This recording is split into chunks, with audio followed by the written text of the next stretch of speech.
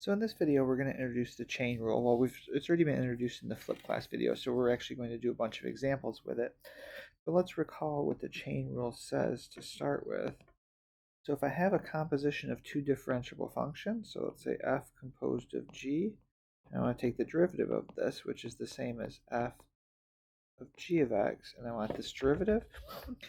This derivative is the derivative of f with g of x plugged in times the derivative of g of x. So this is super useful and allows us to take lots and lots of derivatives, but it's also usually one of the differentiation rules that's a little bit more difficult to get used to.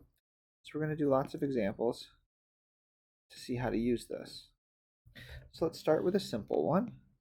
And I'm going to start by using h of x as our function, so we get used to figuring out what the composition f composed of g actually is. So let's start with our function h of x is equal to e raised to the x squared. Now we want to figure out what f and g are for this to be a composition. So let's let f of x be e to the x and g of x be x squared. And notice if we have this, then if I look at f of g of x, this is f of x squared, which is e to the x squared. So this does actually give me h of x. So I've written h as a composition of two functions. So now if I want the derivative, I can use chain rule. So note, what we're going to need is we need these two derivatives to start with. So we need f prime of x, which in this case the derivative of e to the x is just e to the x. And I'm going to need g prime of x, and so that's just 2x. So with that, we can apply the chain rule. So this says h prime of x. Remember, this is f prime of x with g of x plugged in times g prime of x. And so f prime of x is e to the x. So this is e to the g of x, and then times g prime of x, which is 2x. And now I know e to the gx is just ex squared times 2x. And we can reorder this if we like to get this for our derivative. Okay, so it's important. We won't continue to always write it as h and then write down what f and g are. As we get more practice, we'll just go ahead and kind of implicitly use f and g without explicitly stating what they are. But for the first few times, we'll go ahead and do it this way. So let's try another example.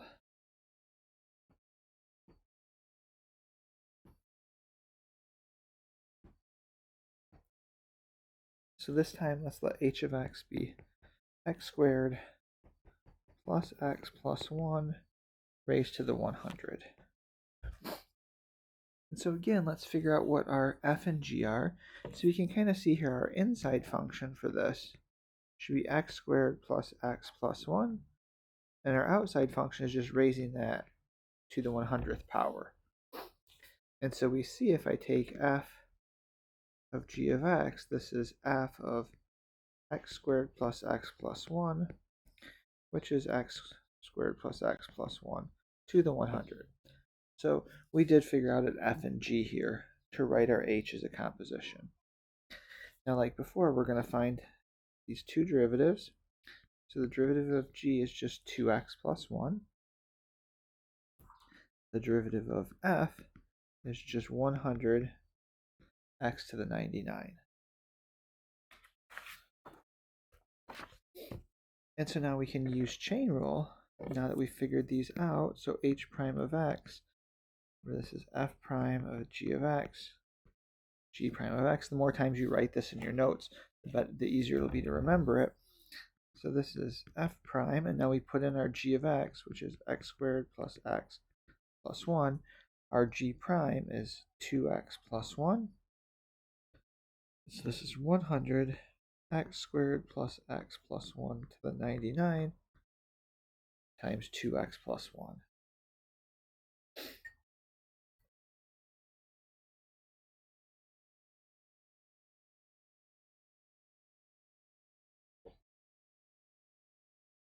Now let's try an example that's a little bit more complicated.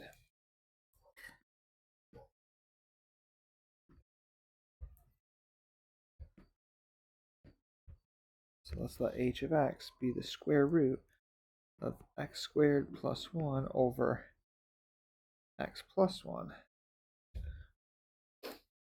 Just like before, we'll figure our g and x, or g and f first. So g of x is going to be x squared plus 1 over x plus 1. Our outside function is just x to the 1/2. So now if we look at this composition just to verify that we chose this correctly, this is x squared plus 1 over x plus 1, just replacing the g of x. And then since f is x to the 1/2, this is x squared plus 1 over x plus 1 to the 1/2, which is exactly h of x. So we chose correctly on this. Now our next step, just like above, is to find the derivative of f and g. So let's do f first because that's the easier one. So this is just 1/2 x to the minus 1/2, just using our power rule. And now what makes this one a little bit more difficult than the previous two examples is to find g prime of x, we have to use quotient rule. So this is going to be the derivative of the top part times the bottom minus the top part times the derivative of the bottom all over the bottom squared. Now the derivative of x squared plus 1 is just 2x, so I get a 2x times x plus 1. Now the derivative of x plus 1 is just 1 all over x squared plus 1 squared. And so now we can simplify this. I get a 2x squared plus 2x minus x squared minus 1 over x squared plus 1 squared. And so this simplified this. This is just x squared plus 2x minus 1 over x squared plus 1 squared. So good practice getting the quotient rule 1 in there. And now that we've found these derivatives, we can just apply chain rule.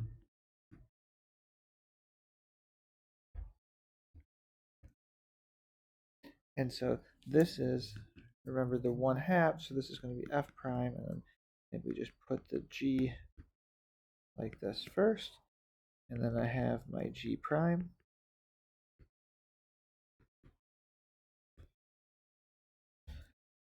And now just go ahead and put in for what f is.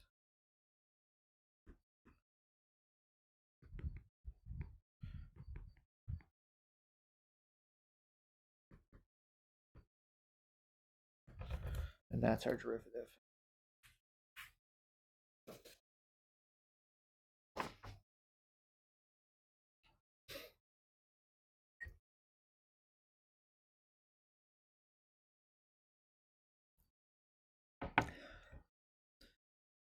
Okay, now let's try one that we're using a graph. So we're gonna, instead of giving formulas for f and g, we're gonna go ahead and give some graphs that give those. So let's let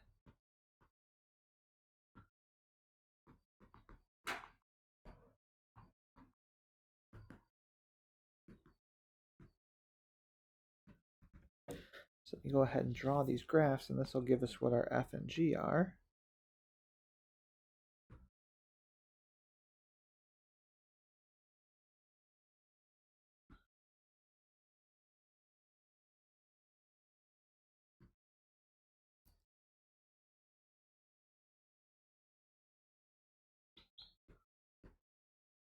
Okay, so here's our graph, and let's go ahead and put these in here. So these are just going to be given by a couple of lines. So for our f of x, we're going to go up here to 2, 4. Draw a line from 0, 0 up to 2, 4. And then we're going to go out to 6, 3. Like right here. We're going to draw a line through that. So this is our f of x. And then for g, let's go up to 6, 0 to 2, 0. Connect those two. The line. And then we're going to go out to 5, 2. Draw a line through that. And that'll go off some direction like that. Okay, so the points I've given are enough to determine each of these lines. Other than that, we shouldn't read too much into the graph because it's not necessarily the best graph in terms of everything being to scale. So let's set u of x to be f composed of g of x, v of x to be g composed with f of x, and w of x to be g composed with g of x. And let's find each of the following if they exist.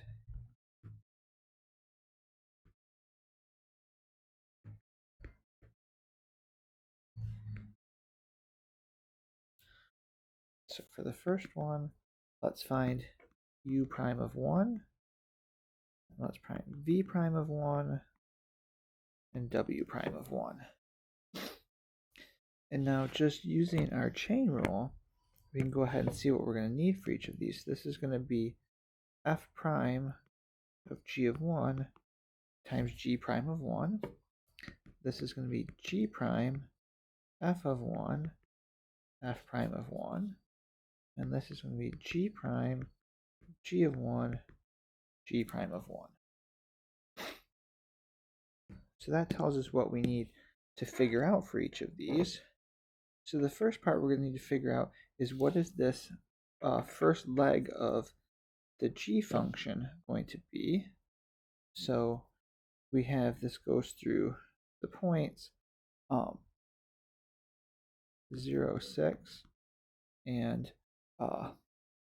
2, 0 for the first part of g. So this means the slope here is going to be 0 minus 6 over 2 minus 0, which is -3. So my y would be using point slope form given by this. So this is, so g of x is equal to minus 3x minus 2 for 0 less than or equal to x less than or equal to 2. Let's go ahead and find the other part of g as well. So that goes through 2, 0 and 5, 2. So for this one, the slope is going to be 2 minus 0 over 5 minus 2, which is 2/3. And so using, again, point slope formula, this is 2/3 x minus 2. So g of x is equal to 2/3 x minus 2 for 2 less than or equal to x less than or equal to 6. And now we can continue with f. So notice f goes through 0, 0 and 2, 4. So for this part, my slope is 4 minus 0 for 2 minus 0, which is 2. And so I have, so f of x is equal to 2x for 0 less than or equal to x less than or equal to 2. And then for the other part of f, we're going through the point 2, 4 and the point 6, 3. So my slope for this one is, it's clear, it's a 2, 4. This is 3 minus 4 over 6 minus 2. So this is minus 1 and this is 4. So I get y minus 4 is equal to minus 1/4 x minus 2, or f of x is equal to 4 minus 1/4 x minus 2 for 2 less than or equal to x less than or equal to 6. And now that we have this information, we can read off everything we need for our derivatives up here. So let's start with our u. So we had u prime of 1 was f prime of g of 1, f prime of 1. So we fill each of these things in. So between 0 and 2, g is minus 3 times x minus 2. So g of 1 is minus 3, 1 minus 2. So this is just 3. So that means that this here is f prime of 3 times f prime of 1. F prime of 3 is given by the second one. So this is minus 1/4. And then f prime of 1 here is given by 2. Just reading these slopes off from the lines. So this is minus 1/2.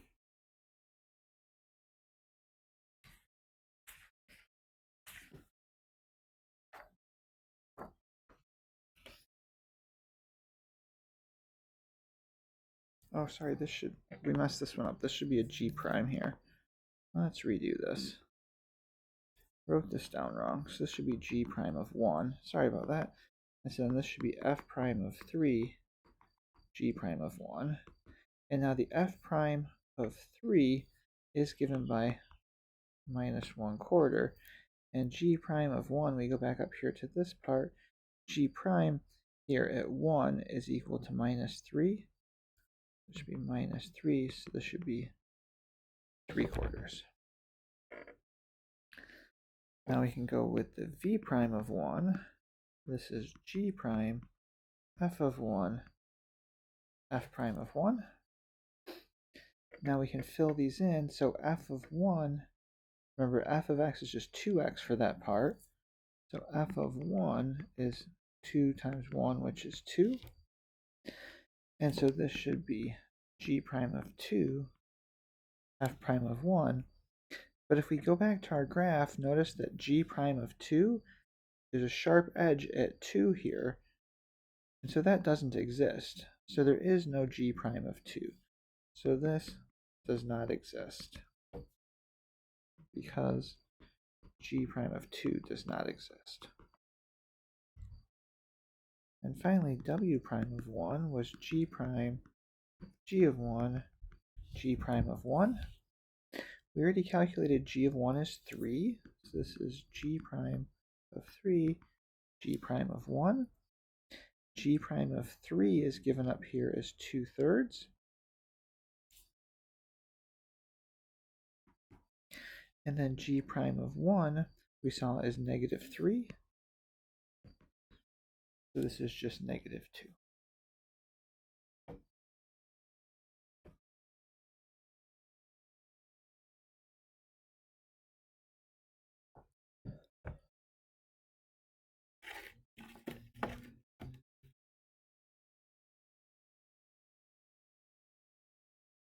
Okay, let's try a fairly nasty looking computation here.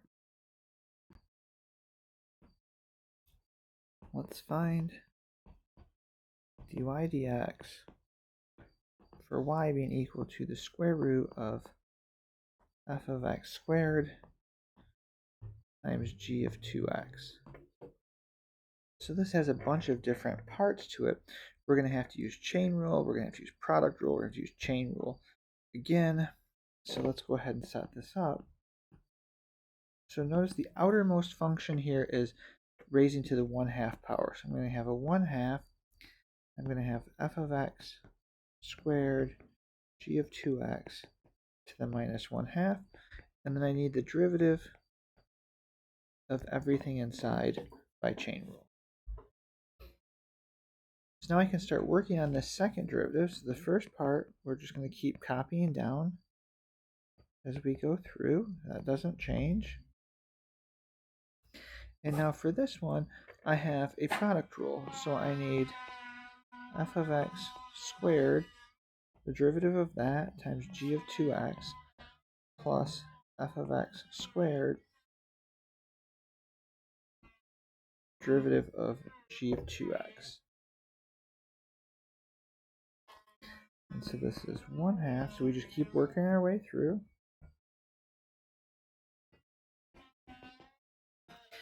Now if I use the derivative of f of x squared, I'm going to use chain rule. I get 2 f of x, and then the derivative of what's inside there, which is f prime of x. I get g of 2x plus f of x squared. And now for this one, I'm going to use chain rule. I get g prime of 2x. I need the derivative of what's inside, so the derivative of 2x, so times 2. And that's our answer. So you probably want to maybe pause the video here and work through this and make sure you see where all of those chain rules came from.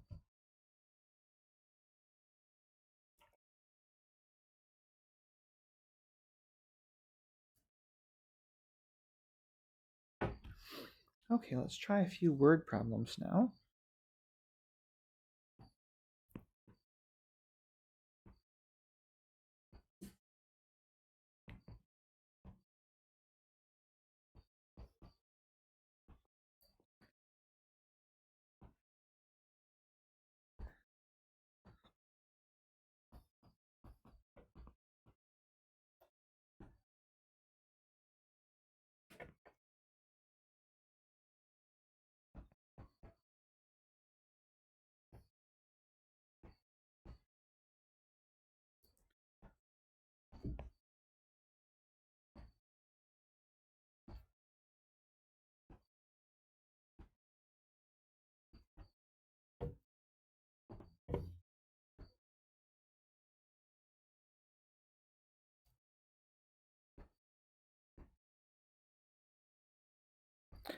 Okay, so we've seen this.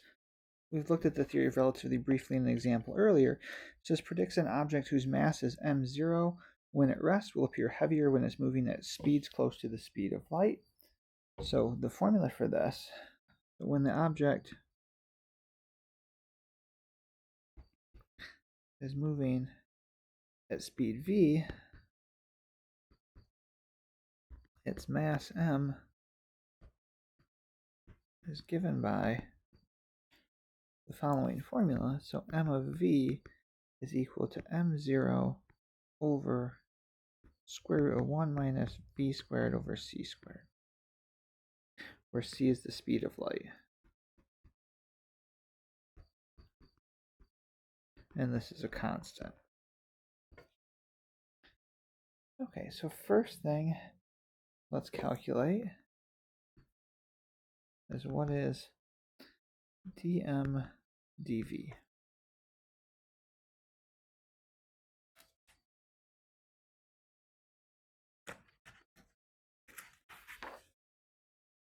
So this is really just a chain rule. There's nothing particularly complicated about this. The only thing that can be a little bit difficult when we're first doing this is we get really used to doing chain rules with x's in them. And here our variable is v. So what I might start with is I might rewrite my chain rule as 1 minus v squared over c squared to the minus 1/2. So this is the same formula. And now when I take the derivative of this, the m0 is a constant, so we can ignore that.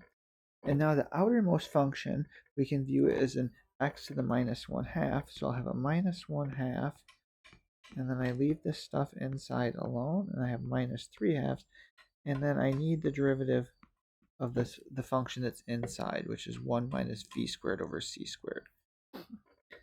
And now c is a constant here, 1 is a constant, so this is just going to be m0 minus 1/2, 1 minus v squared over c squared to the minus 3/2, and the derivative of this will just be 2v, negative 2v over c squared. So if I simplify this a bit, then the negative with the 2v over c squared and the negative 1/2, and then those 2's will cancel off, and I'll have a m0v over c squared, and then I can rewrite this as 1 minus v squared over c squared to the 3/2. So that's our derivative. And so we could ask also, what does this tell us?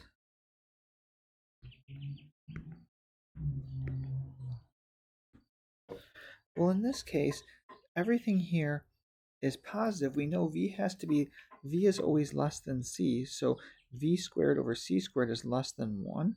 So 1 minus v squared over c squared is some positive number less than 1. And then we have m0, v, and c squared are all positive. So dm dv is bigger than 0. So we say, well, what does that tell us? Well, it tells us exactly what we put in the setup, is that as the velocity increases,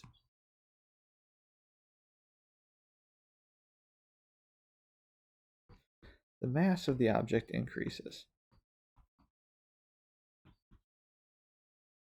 Okay, so this derivative being positive says that m is an increasing function.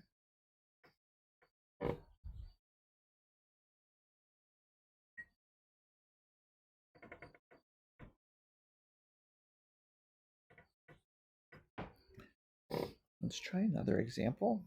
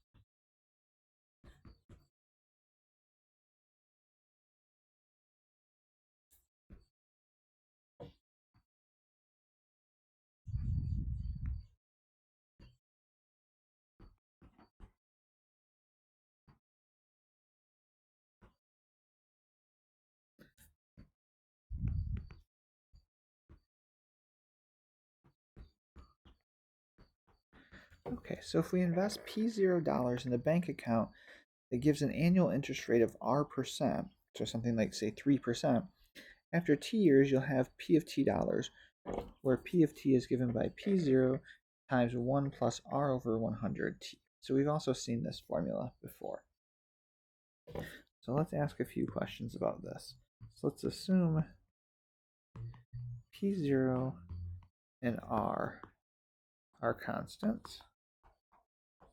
So we're putting a set amount of money into the bank, and our interest rate is going to stay constant. So let's find dp dt. And what does this represent?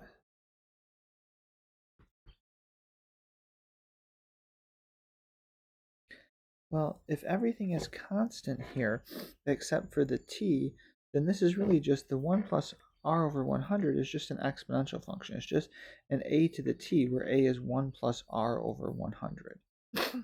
So that means my dp dt, we leave the p0 there, and then I'm really taking the derivative of an exponential. So you can think of this as p of t is p0 a to the t, with a being 1 plus r over 100. And so this is, we remember our derivatives we calculated. This is the derivative of an exponential. And so what does this tell us? Well, this is telling us how the amount of money changes over time.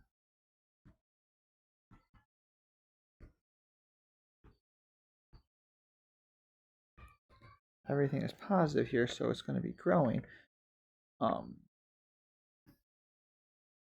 Grows as time changes.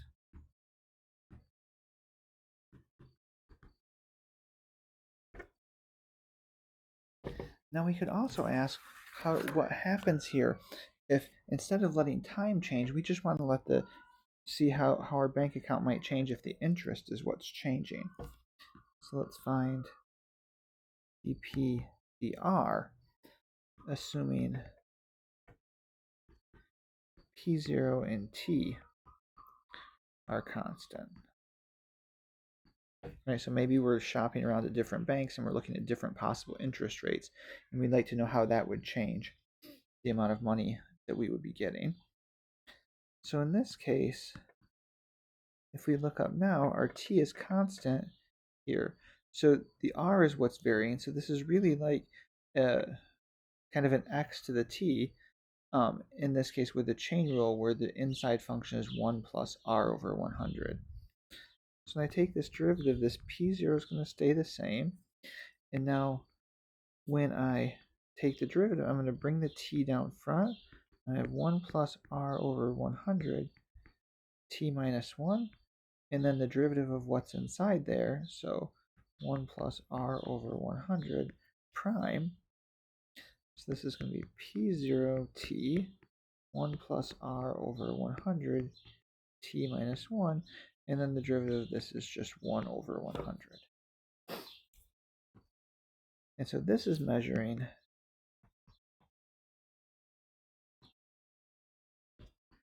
how the money changes if you change the interest rates.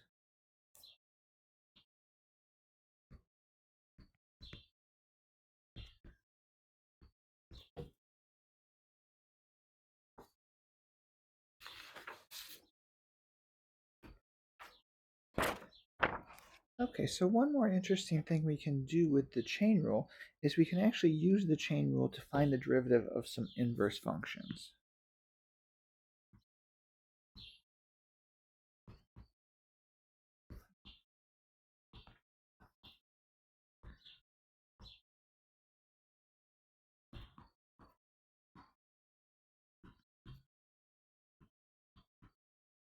So some functions we haven't been able to differentiate yet, we can now. So let's see a couple of examples of this. So let's consider the function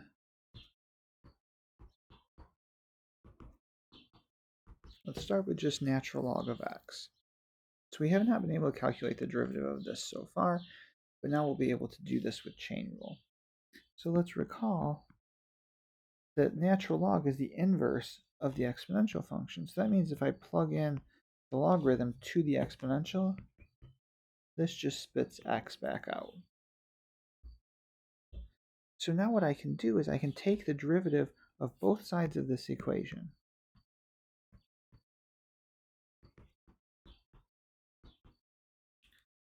Now on the right-hand side, derivative of x is just 1.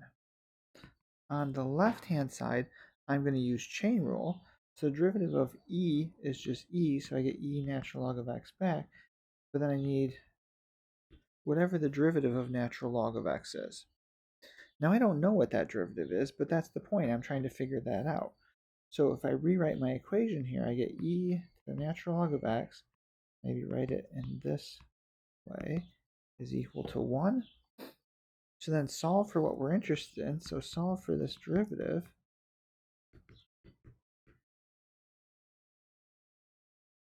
And now we can just use this equation up here again. E to the natural log of x is just equal to x. To just replace this with 1 over x. So we've calculated the derivative of natural log of x is 1 over x. And we can do this for any log base. So if we let, say, y equals f of x be, say, log base a of x, we can just apply the exact same procedure. So we have a log base a of x is equal to x.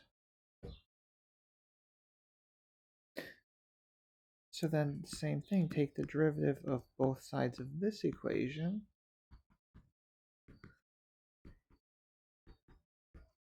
Again, we know the derivative of x is just 1. And now in this case, I know that the derivative of this is going to be ln of a of log base a of x, times the derivative using chain rule of log base a of x. Okay, so recall the derivative of a to the x is natural log of a to the x. That's what we're using there. And so now we can, if we write this out,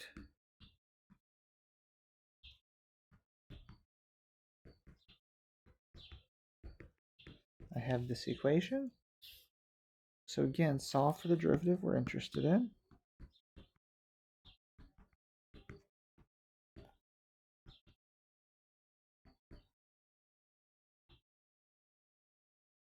And just remember, this a to the log base a of x is just x. This is 1 over natural log of a times x.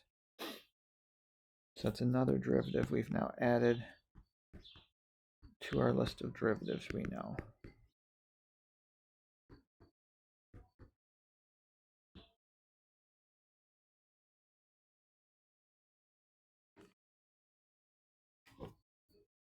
So the last one we'll do here is the derivative of arcsine.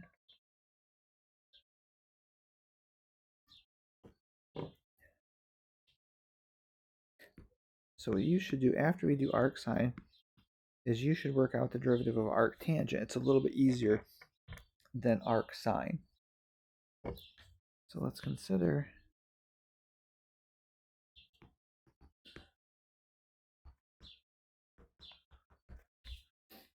so remember, just a quick refresher, is this derivative.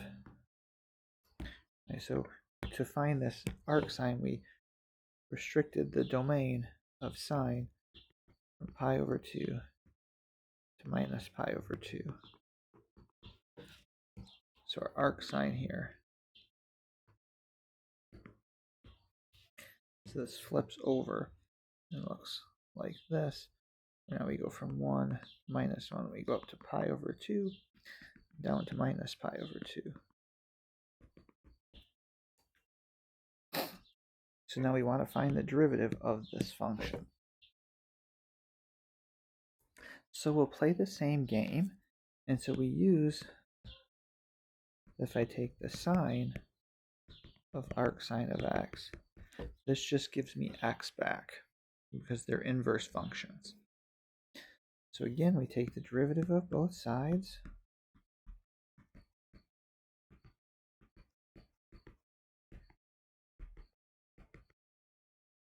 And now we use chain rule on the left-hand side, so this is going to give me cosine of arcsine of x times the derivative of arcsine of x, and this should all be equal to 1.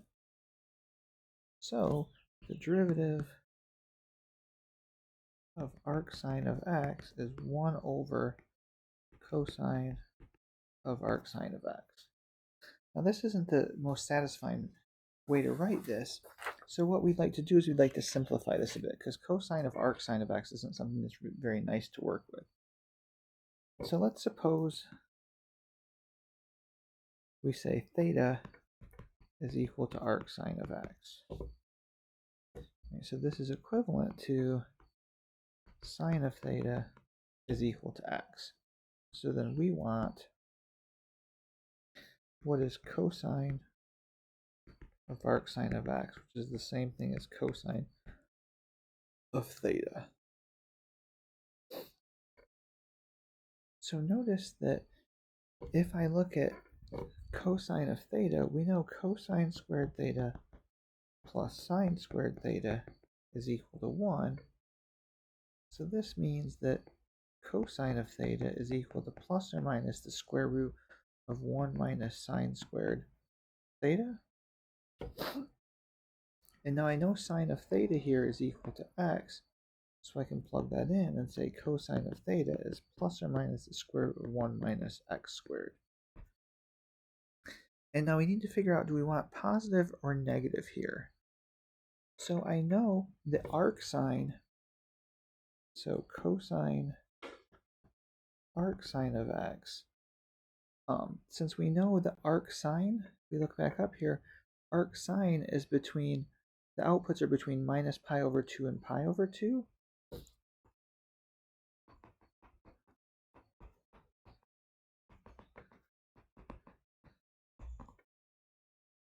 Well, if I look at cosine between those values, so cosine of theta is bigger than or equal to 0 for theta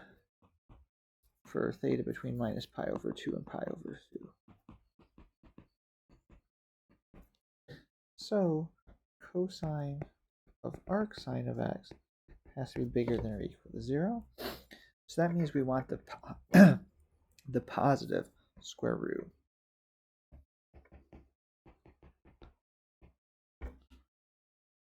So if we plug all of this back in,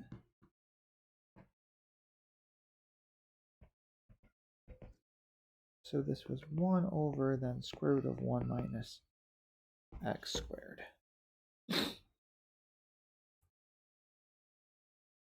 Now I'd say go ahead and try to show that if you take the derivative of arctangent of x, this is 1 over 1 plus x squared. And what you'll want to use here is if I take that cosine squared theta plus sine squared theta equals 1, if I divide both sides by cosine squared, so this is the identity we're going to need,